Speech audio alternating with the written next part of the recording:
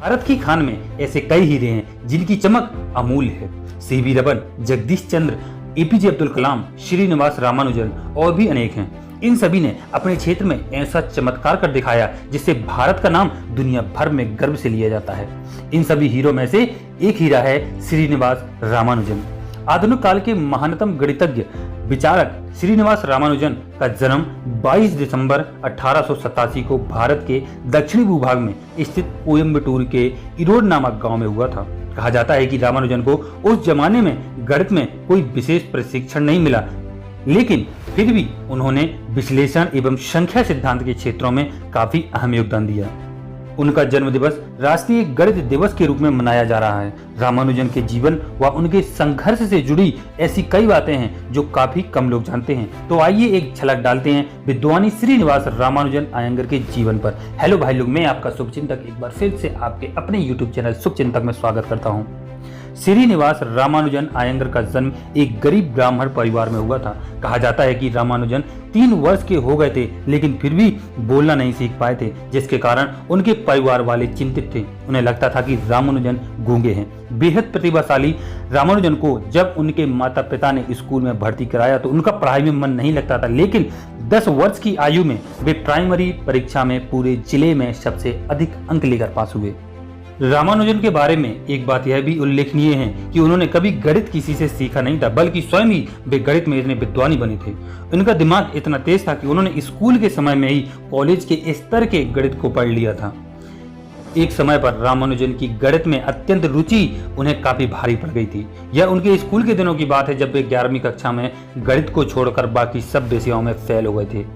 क्या कोई सोच सकता है कि पढ़ाई में इतना कुशल इंसान भी फेल हो सकता है? लेकिन सच यही है कि जिसके चलते उन्हें बाद में 12वीं कक्षा की पढ़ाई प्राइवेट परीक्षा से करनी पड़ी थी। रामानुजन काफी गरीब परिवार के थे, जिसके चलते उन्होंने घर की आर्थिक स्थिति को सुधारने के लिए बच्चों को गणित के ट्यूशन देना शुरू किया और साथ ही कुछ लोगों को वही खाते संभालकर रोजी रोटी कमाई। यह बात जानकर आपको बेहद हैरानी होगी कि उस समय रामानुजन को ट्यूशन से कुल 5 रुपए मासिक मिलते थे, जिसमें वो जैसे तैसे अपना गुजारा करते थे। घर में बुरे आर्थिक स्थिति से अभी रामानुजन गुजर ही रहे थे कि उनके पिता ने 1908 में उनका जानकी नाम की कन्या से विवाह कर दिया। विवाह के बाद दोहरी जिम्मेदारी के चलते रामानुजन नौकरी ढूंढने के लिए मद्रास चले गए, लेकिन 12वीं कक्षा पास न होने की वजह से नौकरी मिलना काफी मुश्किल हो गया।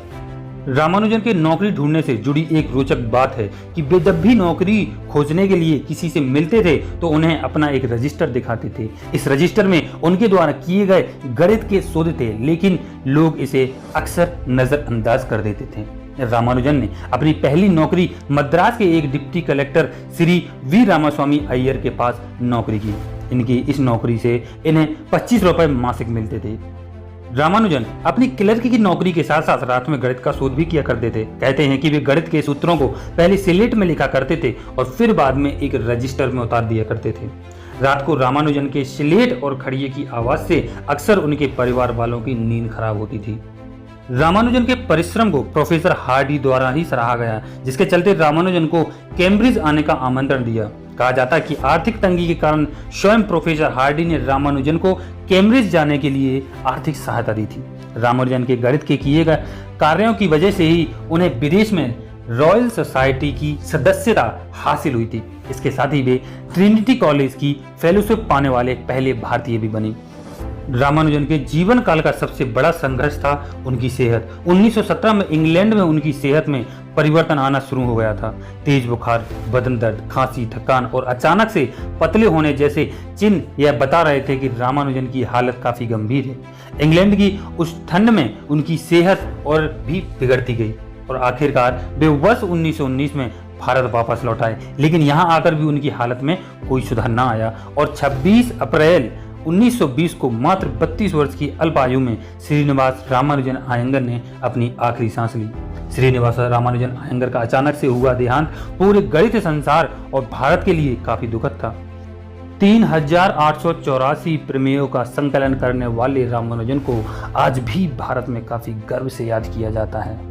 ये थे हमारे भारत के गणितज्ञ श्रीनिवास रामानुजन आयंगर। आपको वीडियो कैसा लगा कमेंट करके जरूर बताएं। वीडियो पसंद आया हो तो वीडियो को लाइक करना ना भूलिए। मिलते हैं बहुत ही जल्द। जय हिंद।